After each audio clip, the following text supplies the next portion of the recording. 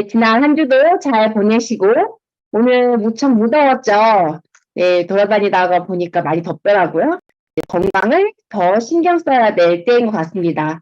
한참 비가 많이 와서 전국적으로 피해가 많이 있었는데, 우리 리더님들은 어떠신지, 이곳에 함께 계신다라는 것은 그래도 큰 피해는 없으셨던 것 같습니다. 우리가 이 두꺼운 책을 벌써 2주나 읽었고, 이제 2주밖에 남지 않았습니다. 여러분 스스로가 좀 자랑스럽지 않으세요?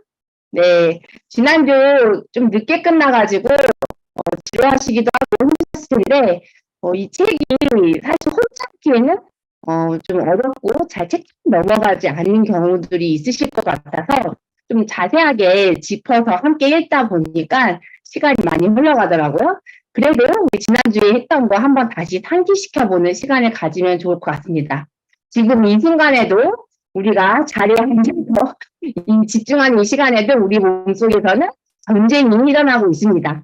하나 스트레스와, 네, 그렇죠. 우리 신현지 의원님 반응이 아시죠? 네. 하나 스트레스와 또 이것으로부터 우리 건강을 지켜내기 위해서 다양한 항산화 물질들이 만들어지고 있고, 여러분들이 오늘 저녁 드신 식사 안에, 그리고 함께 드실 영양제 안에 그들을 물리칠 수 있는 힘도 함께 얻으셨을 거라고 생각이 되어집니다. 그 사이에 균형이 적절하게 유지가 되면 우리는 건강할 것이고, 우리가 산화 스트레스의 폐로에서 통제되어진다라고 하면 질병으로 간다고 했습니다. 지난주 우리가 5, 6가지의 퇴행성 질환에 대해서 공부를 했었고, 레스트랜드 박사님이 본인의 환자를 대상으로 영양의학을 치료 처방을 했을 때 도움이 되었다라고 하는 영양소들이 있었어요. 다 기억나시죠? 네, 채팅창 여시고 이거는 꼭 먹으라고 하면서 모든 질병에 대해 공통적으로 처방했던 영양소들이 있었습니다. 한번 채팅창에 적어보시면 좋을 것 같아요. 우리 오늘 특별히 우리 R&D 분과장님께서 여러분들에게 커피 쿠폰을 쏘신다고 했거든요.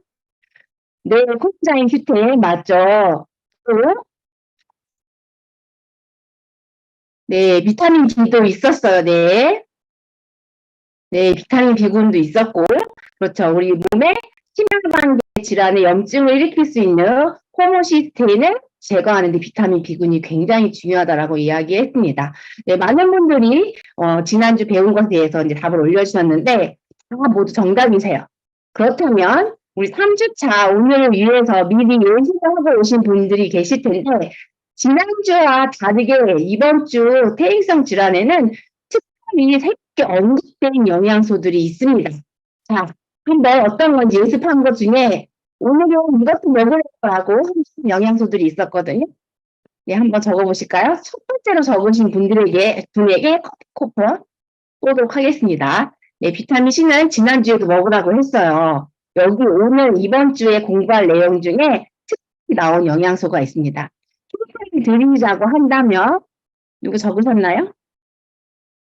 네, 힌트를 드리자고 한다면 관절염에도 있었고, 네, 그리고 염증 반응에 굉장히 합병증 반응이 중요한데 우리 쓰기로 적어주실 이정은 리더님께 선물 드리도록 하겠습니다. 우리 분과장님 체크 좀 해주세요.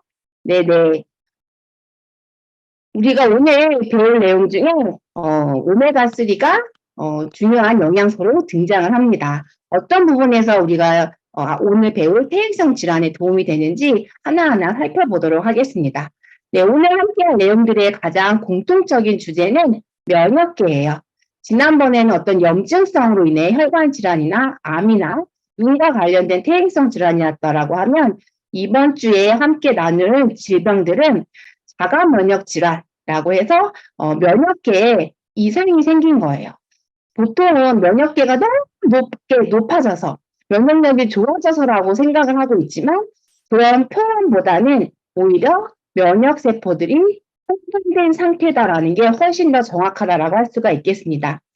우리 몸의 면역세포들이 우리 건강을 지키기 위해서 늘상 활동을 하고 다니는데 그들이 내 거와 남의 것을 잘 구분해내지 못하는 혼동된 상태가 바로 자가 면역성 질환의 시작이다라고 이야기하고 있습니다. 첫 번째로 나온 자가 면역 질환 중에 크론병이 있어요. 마크라는 사람이 걸린 질병인데 이 크론병 우리나라에도 젊은 청년들, 청장년층에 많이 증가되고 있는 질병입니다. 입부터 항문에까지 이르는 소화기관 어디에도 상관은 없지만 특정 부위에 염증, 만성 염증이 이유 없이 생기는 부분이거든요. 특히 소장 끝과 대장이 시작되는 맨헤드라고 하는데 그곳에서 주로 많이 생기는 질병이라고 합니다.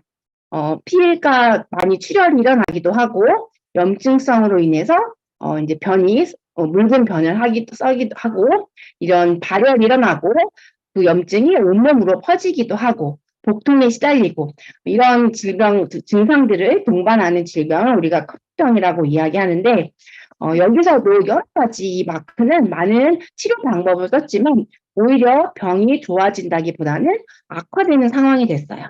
그러다가 레이스탠드 박사님을 만나게 되고 그가 처방받은 것은 앞서 생긴 여러 가지 질환들과 똑같았어요.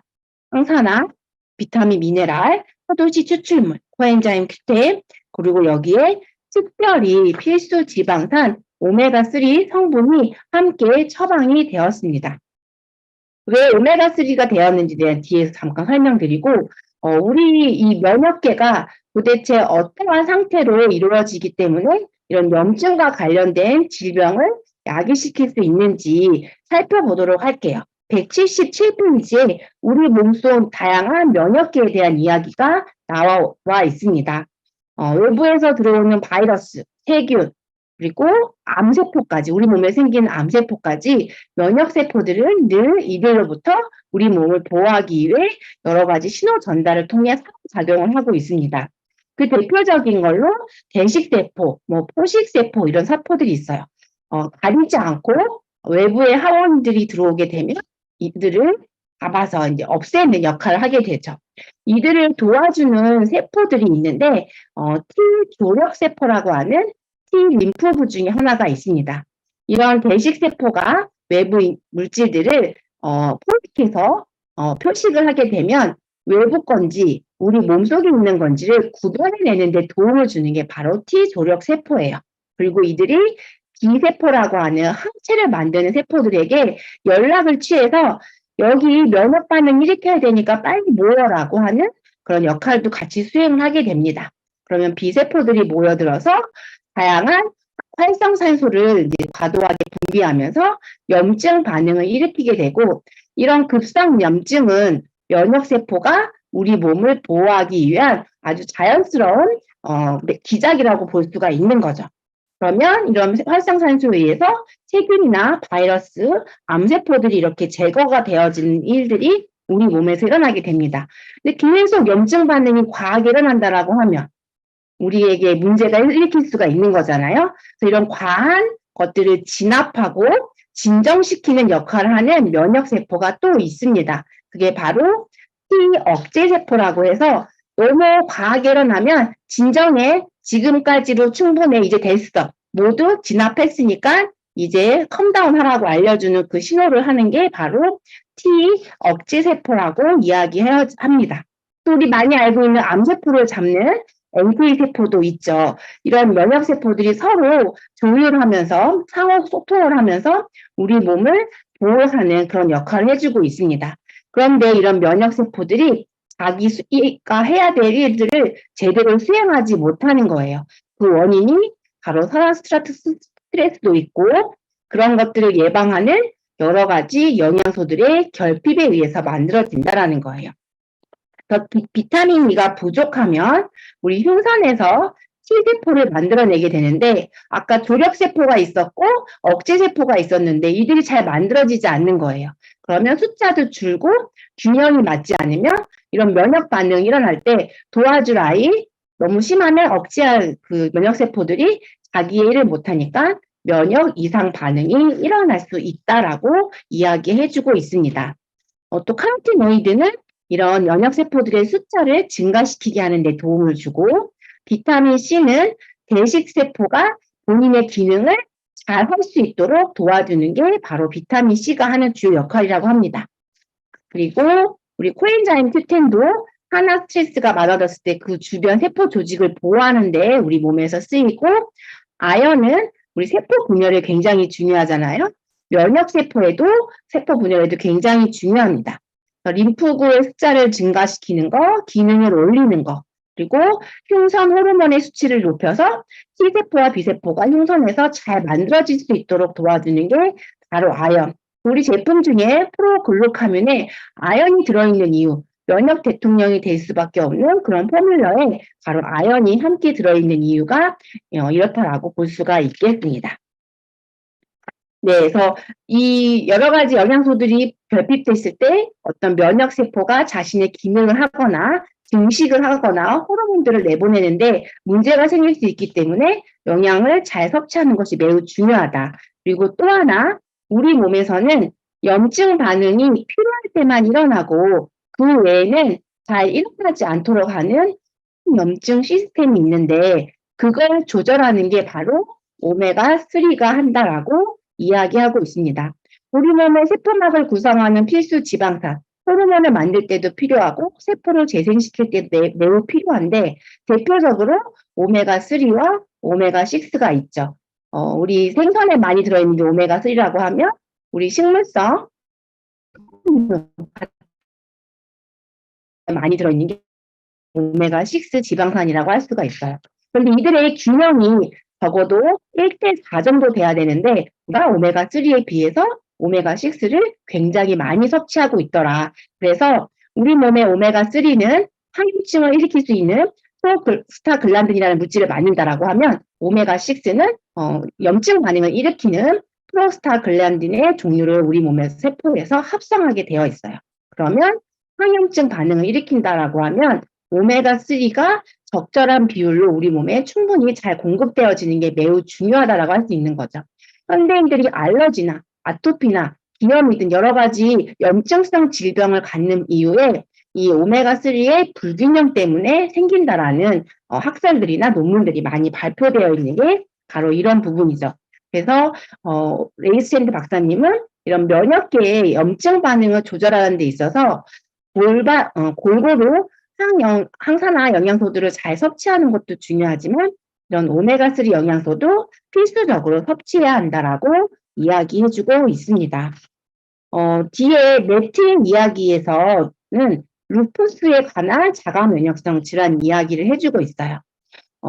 이 레트도 처음에 여러 가지 의학적 치료를 받았지만 크게 호전되지 않았는데 레이스핸드 박사님을 만나 영양 처방을 받으면서 굉장히 좋아졌습니다.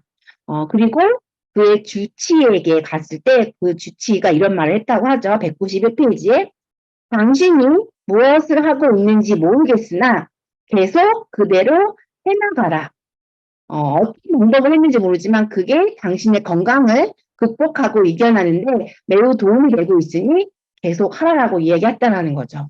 우리가 어떤 건강에 대한 부분, 좋아지게 하는 부분에 대해서 새로운 이야기들을 들었을 때 주저하게 되고 의심하게 되고 걱정하게 되는 부분들은 다 똑같은 거라는 거죠.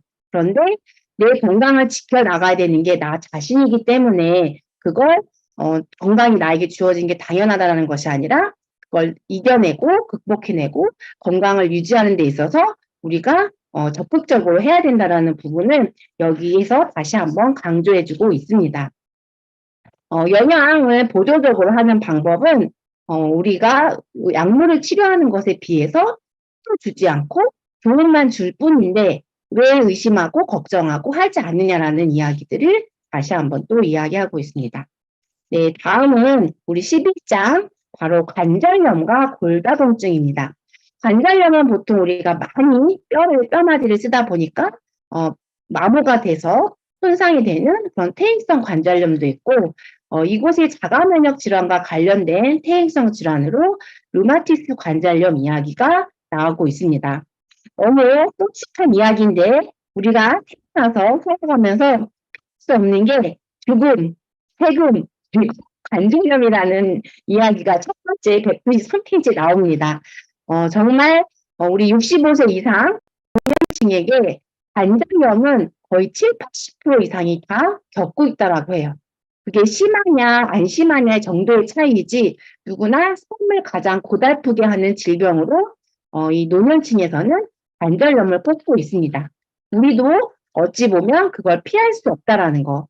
마모돼서 없어지기 때문에 나이가 들어가면서 그런 질환, 염증이 생길 수 있다라고 할 수 있지만 그 근본 원인을 살펴보니까 퇴행성 관절염도 마찬가지고 류마티스, 자가면역성 관절염도 다 염증 때문에 생기더라라고 이야기하고 있습니다. 우리 관절에는 뼈와 뼈 사이를 우리가 관절이라고 부르는데 뼈와 뼈마디 사이에 이렇게 볼록하게 약간 튀어나와 있잖아요. 거기를 우리가 낭 혹은 확강이라고 하는데 그 안에 여러 가지 뼈를 튼튼하게 하는데 필요한 영양소들이 모여 있습니다. 우리가 스펀지처럼 눌렀다가 놓으면 영양소를 흡수하는 것처럼 연골도 그렇고 뼈도 그렇고 이 관절랑 안에 들어있는 영양소를 가지고 뼈를 채우고 비워내고 이런 과정들 살아있는 조직의 형태로 이루어지게 되어 있습니다. 그 안에 주로 있는 성분들을 보면 콜라겐, 또 당단백질, 뭐 칼슘, 마그네슘 여러 가지 미네랄들 그리고 프로테오글리칸이라고 하는 연골을 재생시키는 전구 물질들로 구성되어져 있다라는 거예요.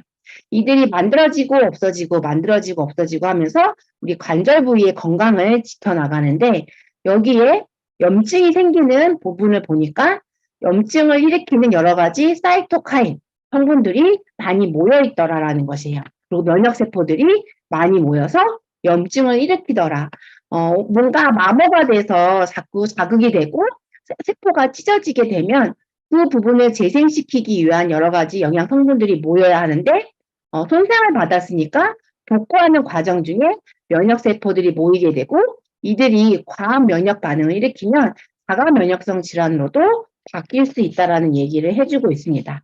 특히 이런 류마티스 관절염에 있어서는 산화적인 스트레스로 인해 면역부 주변에 모여있는 면역세포들이 이상이 생기고 그로 인해 지속적인 만성염증이 그 부위에 일어나면서 류마티스 관절염, 그래서 뼈의 기형도 생기고 통증으로 굉장히 고통스럽게 하는 부분이라는 거죠.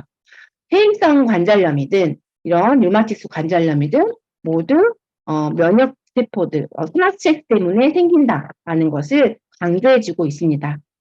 그동안에 이런 관절염이나 대한 치료는 스테로이드 혹은 비스테로이드성 치료제를 사용했지만 이들은 통증만 없앨 뿐이지 근본 원인은 고쳐주지 못하고 있더라. 그래서 이 영양의학적으로 레이스탠드 박사님은 우리 산후 스트레스 없애기 위한 영양소들의 플러스로 필수 지방산인 오메가3와 함께 또 칼슘, 마그네슘 그리고 관절에 특별히 좋은 글루코사민을 처방하여 이분들의 어떤 관절염을 도와주는데 여러 가지 사례를 얻고 있습니다. 이 201페이지에 폐기하는 여성분이 이런 류마티스 관절염으로부터 극복된 사례가 나오면서 그녀가 많은 반대 혹은 부정적인 시선에도 이렇게 영양의학요법을 쓰면서 건강해질 수 있었다라는 부분에 좋은 부분을 이야기해주고 있습니다. 폐기는 사고 후 나타난 퇴행성 관절염의 근본 원인을 완전히 이해하기 위해 개인적으로도 연구하고 학술 대회에 참여하면서 정보를 얻기 위한 노력들을 많이 했다. 그리고 그가 할 수 있는 모든 해결책을 찾아내고 그런 지식들을 행동으로 바로 옮겼다라는 게 가장 중요한 포인트입니다. 우리가 너무 현재 알려져 있는 그런 지식에만 국한되어 있어서 그게 어떤 나의 질병을 고쳐내는데 큰 도움이 되고 있지 않다라고 하면 접해보진 않았지만 새로운 지식들을 얻고자 하는 노력들을 해야 되고 그걸 행동으로 옮겨보는 적극성이 필요하다라고 이야기를 또 해주고 있습니다. 그럼 이런 관절염에 도움을 주는 영양소들에 대해서 이야기해주고 있는데요. 우리가 알고 있는 글루코사민이 바로 통증을 없앨 뿐만 아니라 연골을 재생시키는 데 큰 도움을 준다라고 이야기해 줍니다. 거기에 다양한 항산화, 산화 스트레스를 줄일 수 있는 영양소들을 같이 섭취하면 훨씬 더 좋다라고 이야기를 하고 있어요. 우리 시중에 관절염 환자들이 많다 보니까 관절과 관련된 영양제들을 많이 이제 판매하고 있죠. 그러면서 그 성분들 하나하나가 나오고 있는데, 여기 콘드로이틴이라는, 아마 성분들을 알고 계실 거예요. 이 콘드로이틴에 대해서는 아직까지는 우리가 경구로 먹었을 때 우리 몸에 흡수가 돼서 관절에 쓰인다라는 정확한 연구가 되어 있지 않다. 오히려 주사요법을 했을 때만 효과가 있었다라는 연구 보고만 있다라고 이야기해주고, 레이스탠드 박사님은 글루코사민이 가장 좋은 도움이 된다라고 이야기해주고 있습니다. 콘드로이틴은 직접적으로 연골 재생에 도움이 된다라기보다는 수분을 흡수해서 연골에 수분을 갖다 넣어주는 거죠. 그래서 촉촉하고 손상이 잘 되지 않도록 완충작용 역할을 해주는 역할을 이 콘드로이틴이 해주고, 이 외에도 우리 MSM이라는 또 성분이 많이 유명한데, 이것도 마찬가지고 초록잎 홍합 추출물도 마찬가지고, 우리 그 유산화의 프로코사 글루코사민에 들어있는 컵스민처럼 염증을 제거해주는, 염증을 없애는 효과가 있는 거예요. 염증과 통증은 제거해주지만 구체적으로 연골을 재생하는 데는 글루코사민 성분이 가장 중요하다라고 레이스탠드 박사님이 본인의 연구 사례를 통해 이야기해주고 있습니다.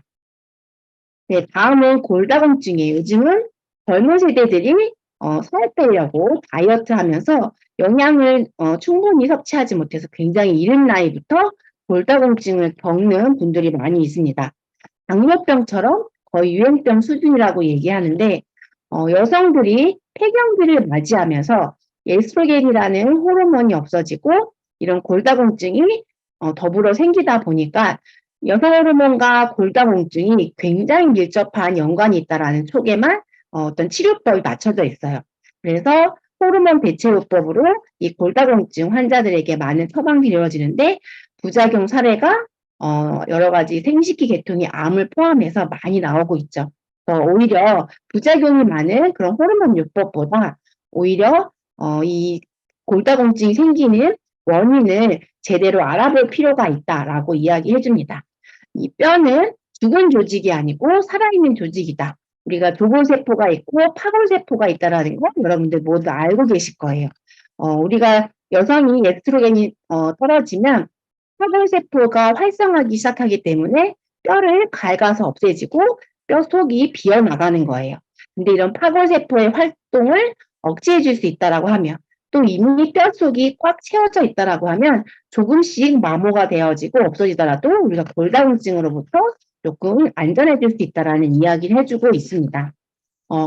이 골다공증과 관련돼서, 뼈 건강과 관련돼서 많은 분들이 오해하고 있다라고 해줍니다. 이 뼈는 침 덩어리로만 이루어진 게 아니다. 그렇기 때문에 칼슘만 있으면 뼈 건강이 챙겨지는 것이 아니다라고 이야기해 줍니다. 칼슘도 필요하지만 75%의 사람에게서는 칼슘을 아무리 보충해도 골다공증이 개선되지 않는 사례가 있다는 거예요. 그럼 어떤 영양소들이 더 필요한가 이런 것들을 봤더니 마그네슘도 필요하고 비타민 D도 필요하다는 거죠. 칼슘을 활성화시키는데 비타민 D를 활성화시키는데 마그네슘이 필요하고, 또 이 장에서 흡수가 잘 되도록 하는데 비타민 D가 필요하다라고 이야기하죠. 그리고 뼈에다가 착착 가져다가 붙여줄 수 있는 오스테오칼슘을 만드는 이런 비타민 K도 굉장히 중요하고, 망간이라는 영양소, 그리고 붕소라는 영양소, 실리콘, 아연 이런 미네랄들도 뼈 건강에 매우 중요하다라고 이야기합니다. 그리고 엽산, 비타민 B6번, 그리고 12번, 우리 호모시스테인을 다시 메티오닌과 시스테인으로 만들어주는 이 호모시스테인 없애는 이 영양소, 비타민 B군이 구체적으로 뼈 건강을, 뼈를 채워주는 것이 아니라 이 골다공증이 오는 환자들의 대부분 연령대가 폐경기 이후이고 혈관 질환에 문제가 생길 수 있는 상황이라는 거죠. 그래서 이런 골다공증이 있는 분들은 이런 증상들이 예상되는 경우가 많고, 실제적으로 혈액 검사를 해보면 호모시스테인 수치가 높다라는 거예요. 그래서 이런 영양소도 같이 섭취하는 게 필요하다, 이런 관점에서 이 세 가지 영양소를 보시면 좋을 것 같습니다.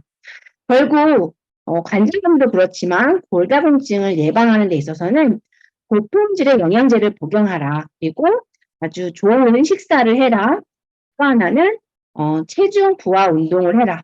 우리가 달리기도 하고 산책도 하고 이런 운동도 매우 중요하지만 뼈 속을 채울 때는 무게 있는 걸 드는 거, 엮기 운동을 하든지 해서 위로 올렸다 내렸다 하는 이런 몸에 압력을 느껴질 수 있는 그런 체중 부하 운동을 했을 때 뼈 속에 영양소들이 잘 흡수가 되어지고 채워진다라고 이야기해주고 있습니다.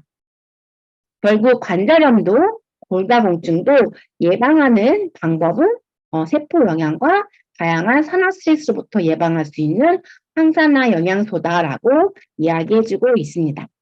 네, 다음은 우리 폐 질환, 폐와 관련된 여러 가지 질환들인데 이 또한 자가 면역성 질환이라고 이야기하고 있습니다. 그중 첫 번째로 나온 대인성 질환으로는 천식이 나왔습니다. 이 2살 때부터 천식 증세가 있던 여성 아이 분이죠.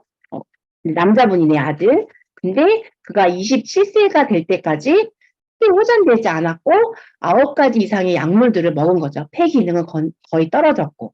그런데 레이스탠디 박사님의 영양요법을 함께 하면서 20개월 만에 그가 굉장히 좋아져서 일상생활을 할 수 있을 정도로 폐 기능이 회복된 사례가 소개되어지고 있습니다. 우리는 공기를 우리 마음대로 바꿀 수는 없어요.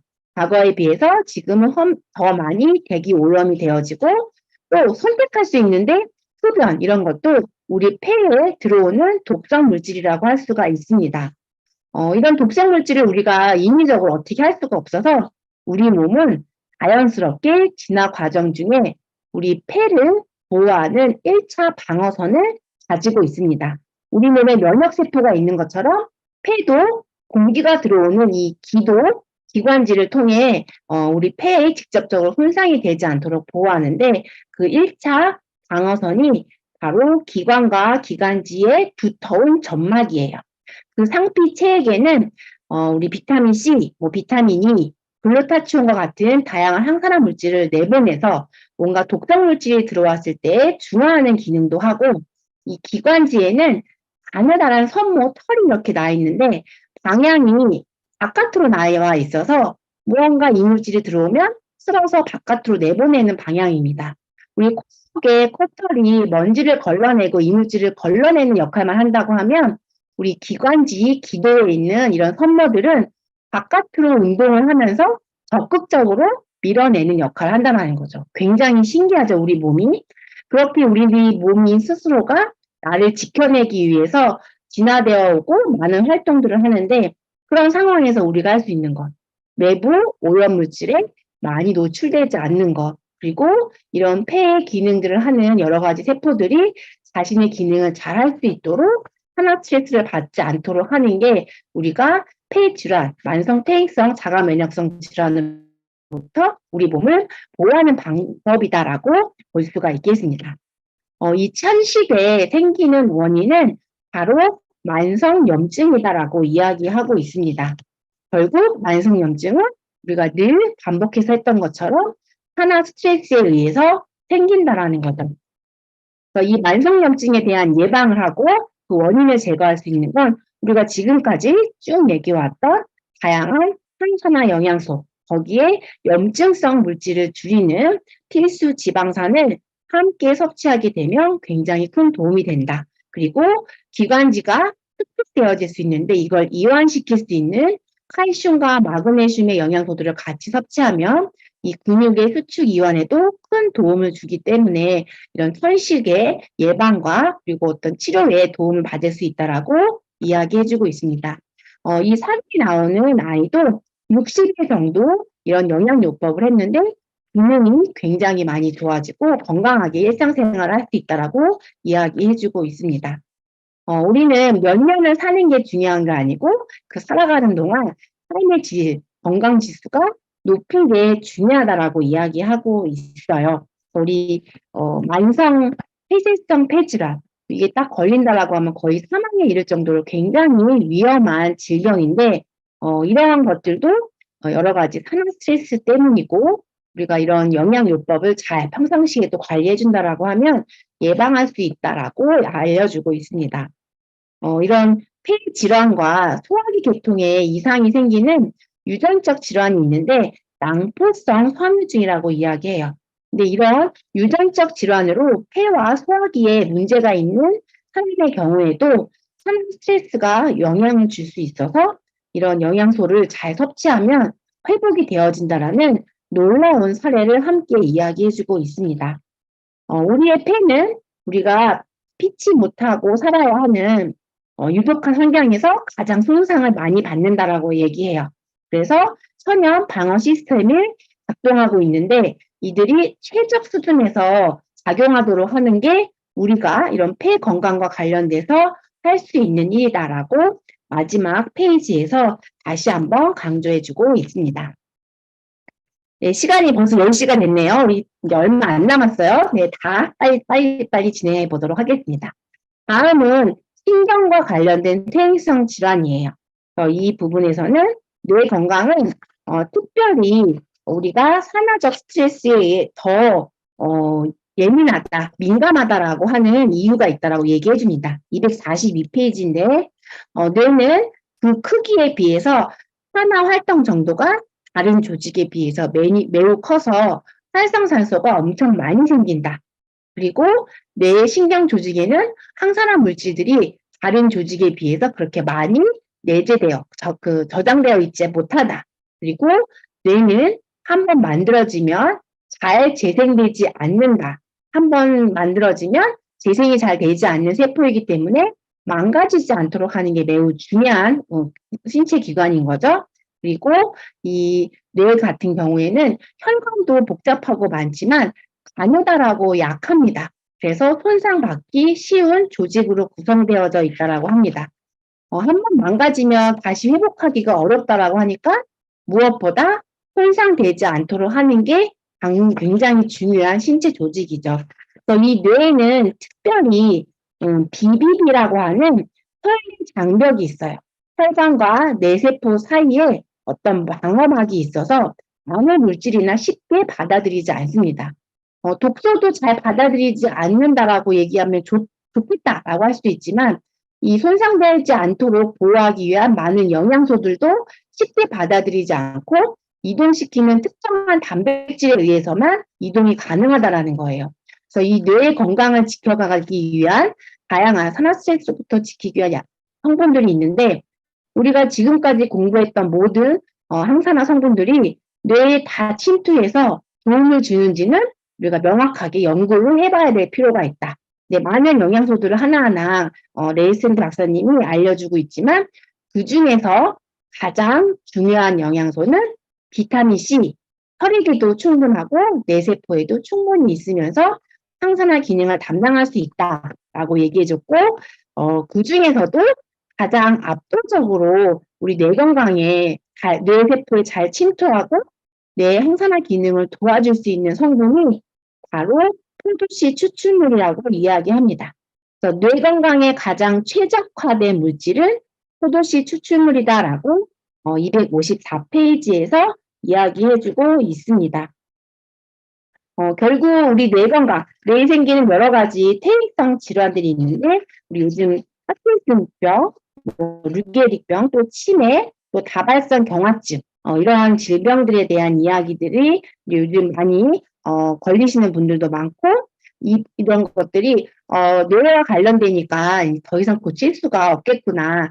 더 이상 진행되지 않도록 하는 것만도 다행이다라는 게 현재 의학적인 치료법의 결과물이거든요. 근데 실제적으로 이런 항산화 영양소들과 영양을 잘 섭취하게 됐을 때 도움을 받는 사례들이 이 책 안에서 사례가 소개되어지고 있습니다. 우리 뇌 건강에서 이제 가장 중요한 부분은 여러 가지 항산화 영양소들을 복합적으로 하라는 부분, 그리고 한번 손상받으면 치명적일 수 있으니 어떤 그런 독성 물질 노출되지 않도록 해야 된다라는 것, 중금속과 같은 부분, 그리고 우리 포도씨 추출물과 같은 영양 성분들을 특별히 더 잘 먹어라라고 이야기해주고 있습니다. 네, 다음은 14장 당뇨병이에요. 이 장을 절대 건너뛰지 마라라고 첫 페이지에 이야기하고 있습니다. 골다공증만큼 나이 드신 분을 떠나서 이 당뇨병은 이제 전 세계적으로 당뇨병에 걸리신 분들이 되게 많고 엄청 많은 사람들이 그냥 생기는 질환 중에 하나라는 거죠. 당뇨병 자체가 문제가 아니라 그로 인해 생기는 합병증인데 바로 심혈관 질환, 그다음에 뭐 사지절단, 그리고 뇌졸중, 말초신경계에 이상이 생기는 부분들, 굉장히 심각한 질환으로 이어지기 때문에 우리가 당뇨는 잘 관리해야 된다라고 이야기합니다. 그래서 여기서 구체적으로 당뇨병보다는 당뇨로 진단받기 이전에 그런 상황들을 잘 이야기해주고 있어요. 우리가 혈당을 체크하면 높지 않으니까 당뇨 아니에요, 정상이에요라고 하지만 우리 몸에서는 이미 당뇨라고 판명을 받을 때는 10년, 20년 지나서 암세포가 되고 퇴행성 질병이 나타나는 것처럼 당뇨는 하나의 결과물일 뿐이라는 거죠. 그 전에 우리는 X증후군이라고 하는 당뇨 전전 단계라고 할 수 있는 인슐린 저항성으로 인해 여러 가지 질병의 시작에 놓여 있다라고 합니다. 그럼 인슐린 저항이 무엇인지에 대한 부분은 인슐린이 너무 자주 나와서 세포들이 인슐린에 대한 민감성이 떨어져 있는 상태인 거예요. 아무리 혈액에 있어도 포도당을 받아들이기 위해 세포가 문을 열지 않는다라는 거거든요. 그래서 이런 혈중에 인슐린이 많게 되면 어떤 동맥에 이상이 생기고 혈압 상승, 중성지방이 올라가고 LDL이 올라가고 그다음에 HDL은 떨어지고 우리가 생각하는 그동안 혈관 관련된 어떤 지표들이 안 좋은 상태로 바뀐다라고 이야기하죠. 오히려 X증후군이 있을 때는 심장병 발병률이 20배가 넘는다라고 이야기합니다. 그래서 X증후군이 지속적으로 됐을 때는 우리가 말한 이런 퇴행성 질환의 결과들이 10년, 20년 뒤에 나오니 미리 이런 것들을 체크해봐라라고 이야기합니다. 그럼 인슐린 저항성이 왜 생기는지 그 원인은 딱 하나로 지적해주고 있습니다. 고당지수 식품을 너무 많이 먹는다. 인슐린을 확 분비시키고 확 떨어지고 이런 패턴의 고당 지수의 음식들을 흰쌀밥 같은 거죠. 떡 같은 것도 마찬가지고 이런 것들 너무 많이 먹다 보니까 사람들이 고인슐혈증이 생기고 X증후군이 생길 수밖에 없다라고 이야기합니다. X증후군의 수치를 2 이하로 낮추라고 하는데 중성지방 수치를 HDL 숫자로 낮추는 거예요. 중성지방은 120 이하면 우리가 정상이라고 하는데 120, 또 HDL은 60 이상을 유지하라고 하는데 60이라고 하면 딱 2가 나오는 거죠. 그런데 중성지방을 낮추고 HDL을 높이게 되면 2 이하로 떨어지면서 우리가 건강하다라고 이야기할 수 있는 거고 반대로 된다라고 하면 2보다 높아지면 X증후군이 내가 시작되어지고 있나 보다. 그래서 이런 X증후군을 예방할 수 있는 방법을 제시해주고 있는데 굉장히 쉽습니다. 우리가 생활 습관을 바꾸는 건데 고당지수에서 저당지수 식품으로 바꿔 먹는 거예요. 40, 30, 30처럼 탄수화물, 단백질, 지방을 고른 균형을 가지고 섭취하는 것. 이게 우리가 X증후군을 예방할 수 있는 방법이다라고 이야기해주고 있습니다. 실제 중성지방 수치가 1208까지 올라갔던 그래서 그 X증후군 숫자가 40에 육박했던 그분이 12주 만에 저당지수 식품 섭취와 운동 이런 요법을 통해 12주, 3개월인 거잖아요. 3개월 만에 아주 건강한 몸으로 바뀌었다라는 사례를 소개해주고 있습니다. 이런 X증후군으로 인해서 심혈관 질환이 생길 수가 있고 또 비만해질 수가 있고 또 비만이 지금은 현대인들의 모든 질병의 원인이 된다라고 이야기해줍니다. 비만 또한 우리가 아무리 체중을 줄이기 위해서 운동을 하고 식이 조절을 한다라고 하지만 가장 근본인 인슐린 저항성을 개선시키지 않으면 줄어들었던 체중도 다시 올라갈 것이고 혹은 아예 빠지지도 않는 상황이 만들어진다라고 합니다. 그래서 우리 유산화의 다이어트 챌린지 프로그램을 보면 저당지수 그리고 영양의 균형을 맞추면서 인슐린 저항성을 개선시킬 수 있는 프로그램으로 구성이 되어 있다는 거에 저희가 굉장히 큰 자부심을 가져도 될 거라는 생각을 이 당뇨와 관련된 영양 챕터에서 함께 볼 수 있을 것 같습니다. 네, 그래서 당뇨에 대한 예방, X증후에 대한 예방은 인슐린 저항성의 개선이다.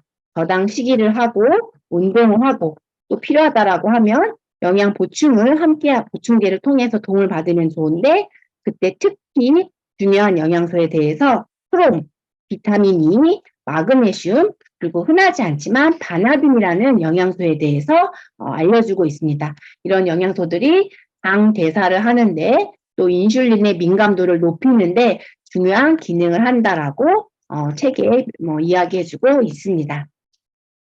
네, 다음은 우리 마지막으로 만성 피로, 혐유 근막 증후군에 대한 이야기입니다.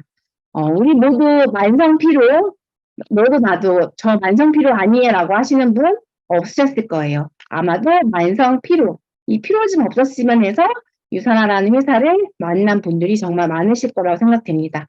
근데 이런 피로감 때문에 병원에 가게 되면 여러 가지 검사도 하지만 원인을 찾지 못해서 그냥 좀 쉬어보세요 하고 아니면 정신질환, 그냥 내가 피곤하다라는 게 우울증과 관련돼서 정신질환 아닌가요? 라고 우울증 약을 처음 먹고 오시는 사례들이 굉장히 많다라고 합니다. 그런데도 내가 개선이 되지 않고 불안하니까 많은 분들이 두 번째로 찾는 게 바로 대체의학, 우리 기능의학 병원들이라고 이야기하죠. 대체의학을 찾아가는데 그곳에서는 여러 가지 또 검사를 통해 부족한 영양소들을 내 급급하다라고 해요. 그리고 대체의학병원에 가서 우리가 필요한 부족한 영양소를 찾아내는 것도 굉장히 중요한데 레이샌드 박사님은 이 페이지에서 이런 이야기를 해주고 있습니다. 우리가 최적의 영양소들을 잘 섭취하면 그게 부족한 것만 섭취하는 것이 아니라 그냥 골고루 우리가 매일매일 필요한 것들을 최적의 양으로 이렇게 공급을 해주면 세포는 그때그때마다 내가 필요한 것들을 취사 선택한다라는 거예요. 오늘은 비타민 B5가 부족하면 그걸 좀 더 많이 남는 거 소변으로 가든 비축해 둘 수 있는 건 비축해 두고 또 다음 날은 비타민 D가 많이 필요한 상황이 있다라고 하면 비타민 D를 충분히 가져가고 나머지 영양소들은 또 비축하거나 필요 없으면 몸 밖으로 배출하고 이런 것들을 우리 몸은 알아서 다 하고 있는데 굳이 어떤 영양소가 부족한지를 찾아서 그것만 우리가 섭취하는 것은 올바른 방법은 아닐 수 있다. 왜냐면 우리 몸의 상태는 일상 바뀌고 있고 영양 요구량도 매일 똑같은 것이 아니라 매일 달라질 수 있기 때문에 그냥 최적의 필요한 것들의 나열을 종합 세트처럼 딱 주게 되면 세포가 그 안에서 스스로 취사 선택하고 그게 우리의 면역력에 이상이 생긴 것도 바로 잡고 혹시라도 몸에 염증이 많이 생기면 그것도 바로 잡고 산화 스트레스로부터 우리 몸이 계속 손상받고 있다라고 하면 그걸 다시 회복하는데 알아서 다 쓴다라고 이야기를 해주고 있습니다. 이 만성염증이 엄청 위험하다라는 거. 만성 피로가 건강에는 큰 상관이 없으니까 괜찮겠지가 아니라 우리가 지금까지 열 몇 가지의 심각한 퇴행성 질환들을 살펴봤는데 그 모든 것의 시작은 바로 만성염증, 만성 피로에서부터 시작됐다라는 거예요. 그게 초기였고 그걸 그냥 내버려 두고 괜찮겠지 큰 변화와 시도를 하지 않으면 결과물로서는 10년, 20년 누적돼서 우리가 회복하기 어려운 심각한 질환까지도 올 수 있다라는 이야기를 해주고 있습니다. 이 퇴행의 시작인 만성 피로 가볍게 여기지 말고 우리가 어떤 영양적으로 산화 스트레스로부터 막을 수 있는 방법들을 적극적으로 하자라고 이야기해주고 있습니다. 여기까지가 우리 오늘 함께 이야기할 내용인 것 같아요. 잘 좀 이해가 되셨는지 모르겠습니다. 나름대로 여러분들에게 좀 이해를 많이 도움을 드리려고 꼼꼼하게 읽고 알려드렸는데 네, 또 오늘도 시간이 많이 지체가 되었네요. 다음 주는 마지막 시간으로 영양의학 세 번째 파트 왜 이렇게 좋은 많은 영양 사례들도 있고 좋은 사례들이 있고 영양요법을 함께 보완적으로 사용했을 때 의학과 영양이 합쳐지면 사실 모든 사람들이 건강해질 수 있는데 의사들은 이런 영양제에 대해서 왜 관심도 없고 아니면 더 나아가서 섭취하면 안 돼요라고 이야기하냐는 거죠. 의사들이 갖고 있는 편견은 어디서부터 시작됐고 그 편견을 없앨 수 있는 어떤 근거들은 무엇이 있는지 다음 4주차에 우리가 함께 보도록 하겠습니다. 네, 오늘도 수고 많으셨고 편안한 밤 되세요. 다음 주에 뵙겠습니다.